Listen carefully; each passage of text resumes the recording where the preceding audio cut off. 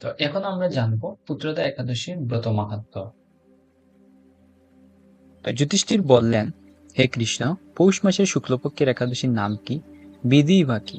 কোন দেবতা এই দিনে পূজিত হন এবং আপনি কার প্রতি সন্তুষ্ট হয়ে সেই ব্রত ফল প্রদান করেছিলেন, কৃপা করে আমাকে সবিস্তারে বলুন। শ্রীকৃষ্ণ বললেন, হে মহারাজ, এই একাদশী পুত্রদা নামে প্রসিদ্ধ। সর্বপাপ বিনাশিনী ও কামদা এই একাদশীর অধিষ্ঠাত্রী দেবতা হলেন সিদ্ধিদাতা নারায়ণ। ত্রিলোকে এর মতো শ্রেষ্ঠ ব্রত নেই। এই ব্রতকারীকে নারায়ণ বিদ্বান ও যশস্বী করে তোলেন। এখন আমার কাছে ব্রতের মাহাত্ম্য শ্রবণ করো। ভদ্রাবতী পুরীতে সুকেতুমান নামে এক রাজা ছিলেন। তার রানীর নাম ছিল শৈব্যা। রাজদম্পতি বেশ সুখেই দিন যাপন করেছিলেন। বংশরক্ষার জন্য বহুদিন ধরে ধর্মকর্মের অনুষ্ঠান করেও যখন পুত্রলাভ হলো না, তখন রাজা দুশ্চিন্তায় কাতর হয়ে পড়লেন। তাই সকল ঐশ্বর্যবান হয়েও পুত্রহীন রাজার মনে কোনো সুখ ছিল না। তিনি ভাবতেন, পুত্রহীনের জন্ম বৃথা ও গৃহশূন্য।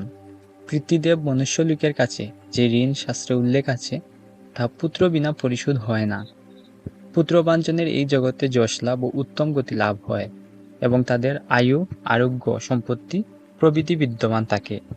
নানা দুশ্চিন্তাগ্রস্ত রাজা আত্মহত্যা করবেন বলে স্থির করলেন, কিন্তু পরে বিচার করে দেখলেন আত্মহত্যা মহাপাপ। এর ফলে কেবল দেহের বিনাশ মাত্র হবে, কিন্তু আমার পুত্রহীনতা তো দূর হবে না। তারপর একদিন রাজা নিবিড় বনে গমন করলেন।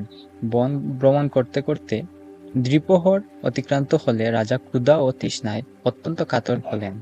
এদিক ওদিক জলাদির অনুসন্ধান করতে লাগলেন। তিনি চক্রবাক, রাজহংস এবং নানান রকম মাছে পরিপূর্ণ একটি মনোরম সরোবর দেখতে পেলেন। সরোবরের কাছে মুনিদের একটি আশ্রম ছিল। তিনি সেখানে উপস্থিত হলেন। সরোবরের তীরে মুনিগণ বেদপাঠ করেছিলেন। মুনিবৃন্দের শ্রীচরণে তিনি দণ্ডপত প্রণাম করলেন। মুনিগণ রাজাকে বললেন, হে মহারাজ, আমরা আপনার প্রতি প্রসন্ন হয়েছি। আপনার কি প্রার্থনা বলুন। রাজা বললেন, আপনারা কে এবং কি জন্যই বা এখানে সমবেত হয়েছেন?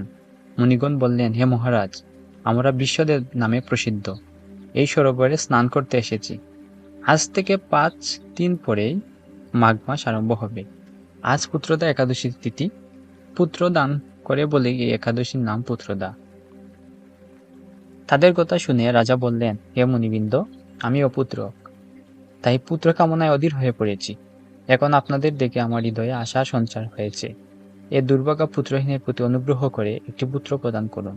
মুনিগণ বললেন, হে মহারাজ, আজ সেই পুত্রদা একাদশী তিথি, তাই এখনই আপনি এই ব্রত পালন করুন।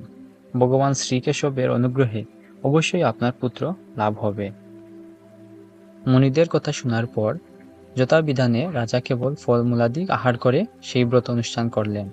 দ্বাদশীর দিনে উপযুক্ত সময়ে শস্যাদি সহযোগে পালন করলেন। মুনিদের প্রণাম নিবেদন করে নিজ গৃহে ফিরে এলেন। ব্রত প্রভাবে রাজার যথাসময়ে একটি তেজস্বী পুত্র লাভ হল। হে মহারাজ, এই ব্রত সকলেরই পালন করা কর্তব্য। মানব কল্যাণ কামনায় আপনার কাছে আমি এই ব্রত কথা বর্ণনা করলাম।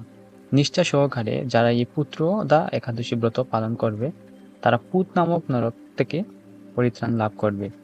আর এই ব্রত কথা শ্রবণ কীর্তনে অগ্নিষ্ঠম যজ্ঞের ফল পাওয়া যায়। ব্রহ্মাণ্ড পুরাণে এই মাহাত্ম্য বর্ণনা করা হয়েছে।